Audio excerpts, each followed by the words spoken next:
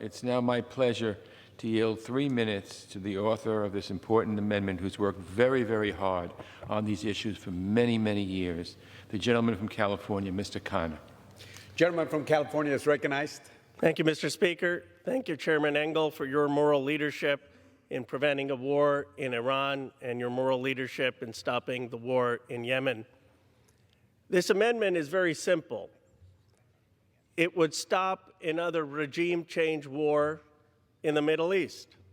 Now, the gentleman from Texas says that it's dangerous, that it's reckless, that it emboldens our enemies. Does he really believe that 27 Republicans, including Representative Gates, Representative Meadows, Representative Jordan, are emboldening our enemies?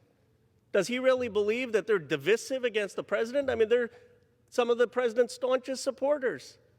It's time in this body that we get past the rhetoric, past the sloganeering, and consider why 27 Republicans actually voted for this.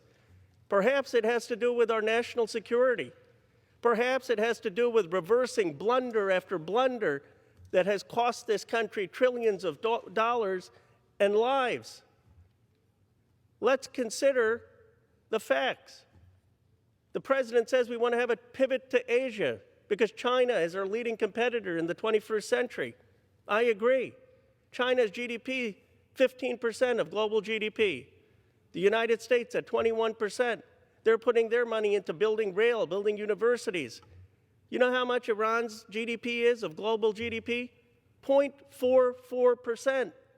Future historians will wonder, what were we thinking? What were we thinking? They say, well, we got to keep the Strait of Hormuz open. Well, the Strait of Hormuz has been open since 1981. And by the way, China, Japan, South Korea, they need 65% of that oil. You think they would allow the Strait of Hormuz to close? Why is America bearing the costs for these wars when China hasn't been in a war since 1979? This amendment does nothing to restrict the commander-in-chief to protect American interests or protect American allies. It gives him all of the powers of the war power resolution. If we are hit, he has every authority to act and not come to Congress for authorization. All the amendment says is before we get into another Middle East war, before we waste trillions of dollars again, that we need to come to Congress to authorize that.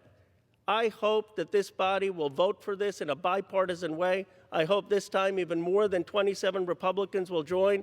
And I believe actually voting for this amendment is vindicating what President Trump ran on in 2016, which was a promise to the American people to get out of these endless wars in the Middle East.